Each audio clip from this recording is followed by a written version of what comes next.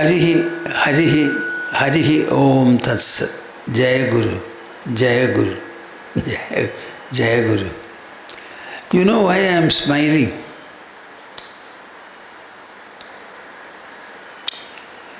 I have been giving talks for nearly 7 decades.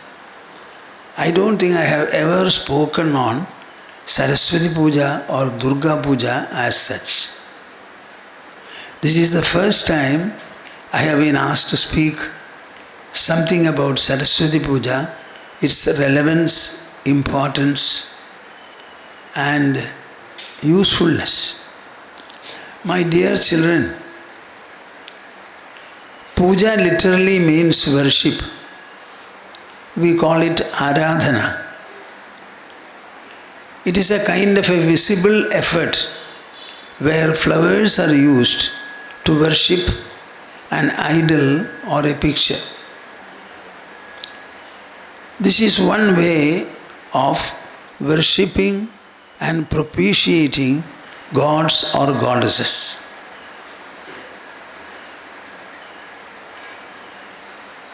In our culture,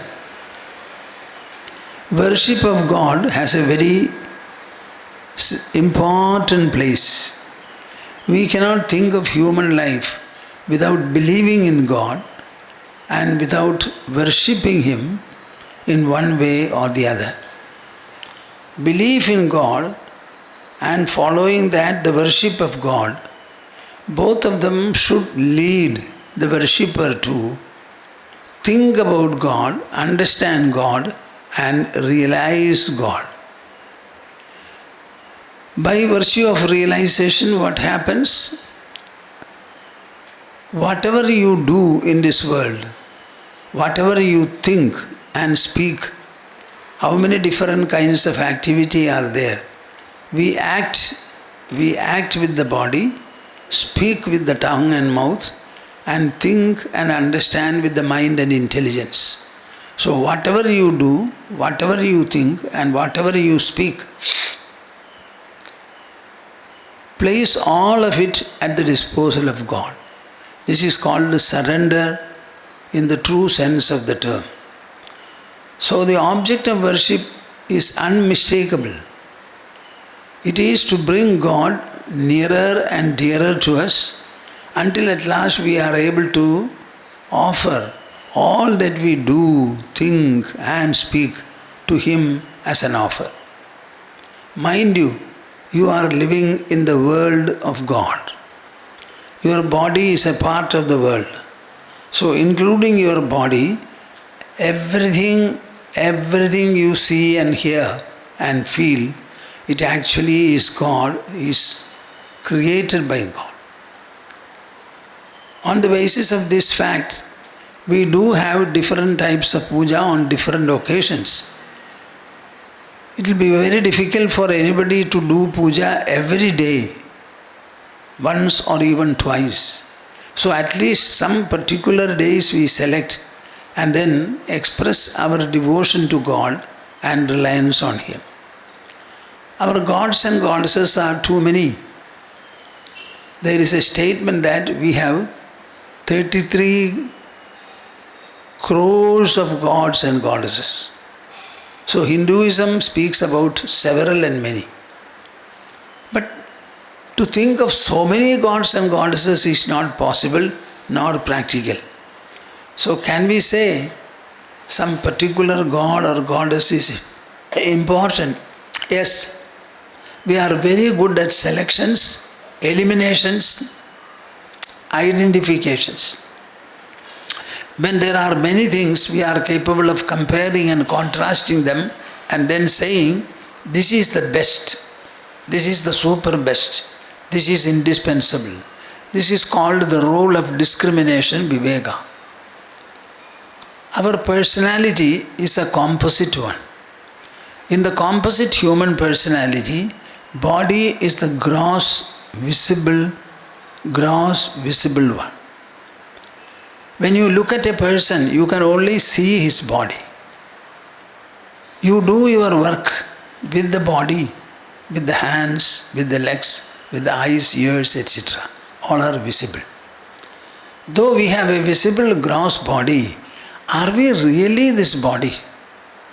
Or the body itself is animated and activated by something within? The answer is evidently the body is inert. It is composed of matter, and matter cannot generate any experience or knowledge. Our body cannot by itself do any function at all. What uses the body, employs the body and makes it functional? It is the inner mind and intelligence. The inner mind, intelligence and ego together constitute the inner personality of ours. Be very sure. Human personality is composite, and in that the body is the gross external one, but it is consisting of matter alone, which has no power to generate experience or function by itself.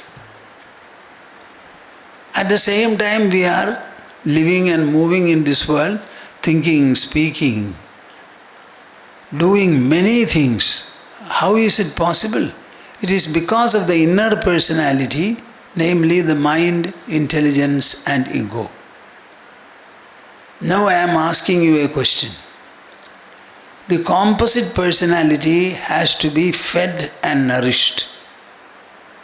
Every day you take 3, 4 or 5 times meals in order to feed and nourish the body. Similarly, what are you doing to nourish the mind, intelligence and ego in you? Your answer will be, we haven't thought about it and nobody has told me this. Don't you have a mind about intelligence and ego? What do you say? Food is the nourishment for the body. Similarly, for the mind, contentment is the nourishment. For the intelligence, knowledge is the nourishment. As much as you care for the body and try to nourish it, even to a greater measure, you should be interested in feeding and nourishing the mind and the intelligence. So we have 2 kinds of food and nourishment. One is the material, physical food for the body. Another is knowledge for the mind and intelligence. If the mind's thoughts and feelings have to be good, noble and great, then the mind has to be taught about them. The right knowledge about goodness, greatness and nobility should be taught to the mind, should be taught to the intelligence.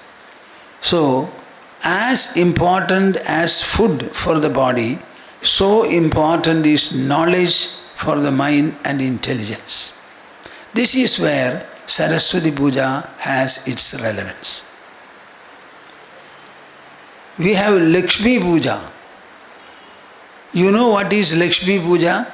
People generally worship Lakshmi for wealth. Do you think you can eat wealth? What is meant by wealth?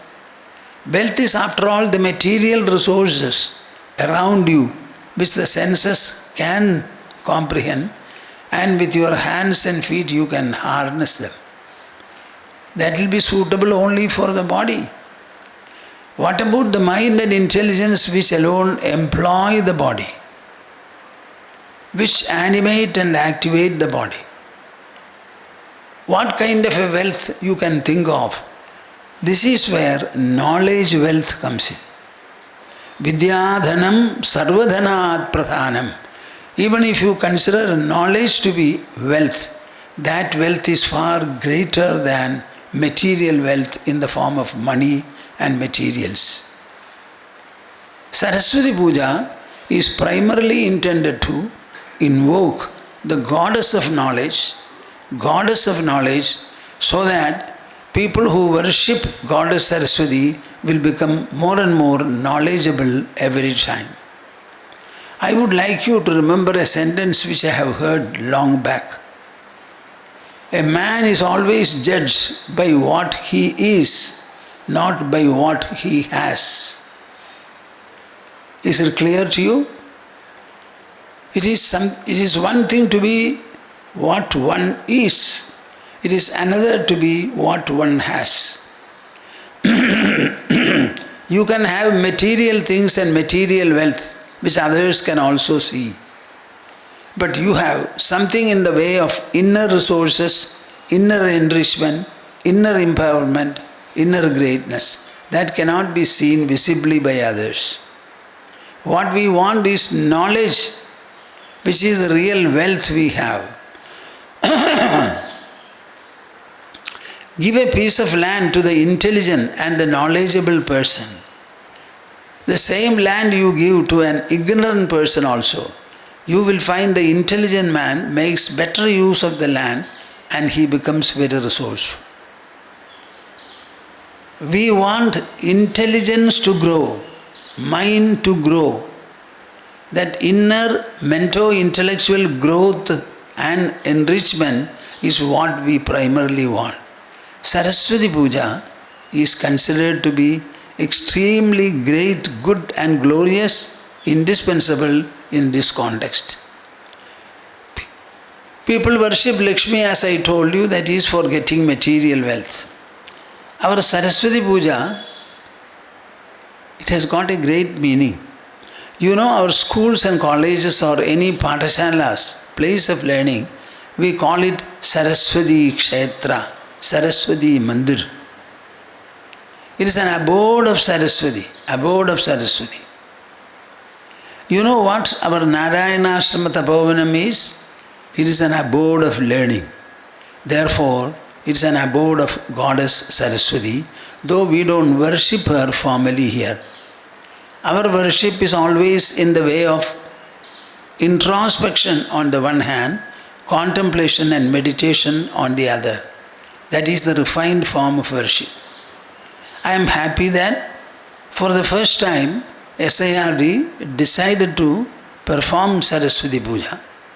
In the whole of the puja, I want you to be very devoted and hearty.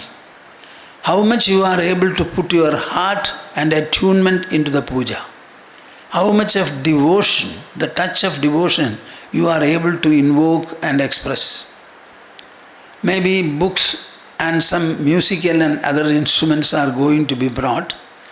Put all of them in a beautiful collective manner, stacking if necessary, and cover it with a new fresh, good colored cloth. The details Ma may tell you. Cover it up completely. And if you are going to offer flowers, the flowers should be offered over it, so that all those become divine, sublime and spiritual. Thereafter, finally when it is open, you can distribute the instruments and the books to people. They can take it, open it and read it, at least quarter page or a few sentences. This should be the right puja and the right commencement. Generally, children are initiated into literacy. In the south, on Saraswati Puja day, they are initiated into literacy.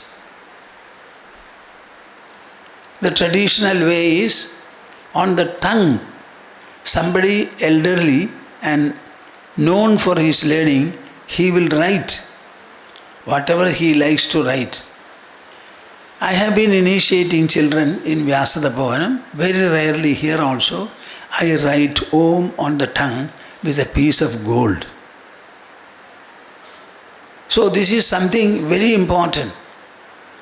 If you believe in knowledge, if you understand the place and importance of knowledge, then Saraswati Puja becomes most important, beneficial and benedictory. Your choice and decision have been good. At the same time, mind you, SIRD, what is the name? Society for Inner Resources Development. Inner Resources Development, IRD. This Saraswati Puja should mark a grand effort, its beginning, in order to generate and enhance the inner resources in everybody. Except through literacy